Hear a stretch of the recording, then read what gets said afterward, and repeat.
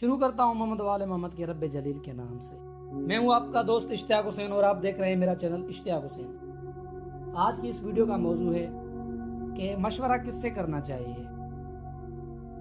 تو رسول خدا صلی اللہ علیہ وسلم نے فرمایا، بزدل اور ڈرپوک لوگوں سے مشورہ نہ کیا کرو، کیونکہ وہ بلاؤں سے نکلنے کے آسان راستے کو آپ پر دشوار کر دیں گے، اور بخیل لوگوں سے مشورہ نہ کرو کیونکہ وہ تمہارے مقصد مراد تک پہنچنے میں تمہیں روکیں گے، اور جو لوگ دنیا کے بارے میں حریص ہوں ان سے بھی مشورہ نہ کرو، کیونکہ وہ ان طریقوں کی تعریفیں کریں گے جو سب سے بدتر ہیں۔ مولا علی علیہ السلام نے فرمایا، جو شخص مشورہ کر لے گا بربادی سے بچ جائے گا۔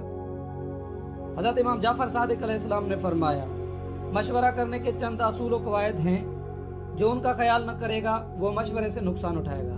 پہلا قانون ہے، جس شخص سے مشورہ کیا جائے وہ دانا ہو۔ دوسرا قانون ہے، دیندار ہو۔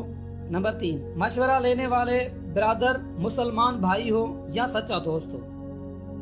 جس امر میں مشورہ کرنا ہے وہ مسئلہ اس پر تفصیل کے ساتھ بیان کر دیا ہو، تاکہ وہ اس کے پہلو سے ویسا ہی واقف ہو جائے جیسا کہ وہ خود۔ پھر جو کچھ مشورہ دے اسے پوشیدہ رکھے۔ ان اصولوں پر عمل کرنے سے یہ فائدہ ہوگا کہ اگر وہ مشورہ دینے والا دانا ہے تو تم اس کے مشورے سے فائدہ اٹھاؤ گے، اور اگر وہ دیندار ہے تو تمہاری بہتری میں جو صحیح ہوگا وہ بیان کرے گا۔ اگر وہ تمہارا مومن بھائی ہے یا سچا دوست ہے تو جو راز تم نے اس سے کہہ دیا ہے اس کو فاش نہ کرے گا۔ یاد رکھنا چاہیے کہ مشورہ کرنے سے یہی بات کافی ہوتی ہے کہ خود اللہ تعالیٰ نے اپنے پیغمبر کو عقل کامل رکھتے ہوئے قرآن مجید میں مشورہ کرنے کا حکم دیا تھا۔ اللہ تعالیٰ نے رسول خدا صلی اللہ علیہ وسلم سے فرمایا تھا، معاملات میں ان اصحاب سے مشورہ کیا کرو، اور جب کسی کام کا پختہ ارادہ کرو تو پھر خدا پر بھروسہ کرو۔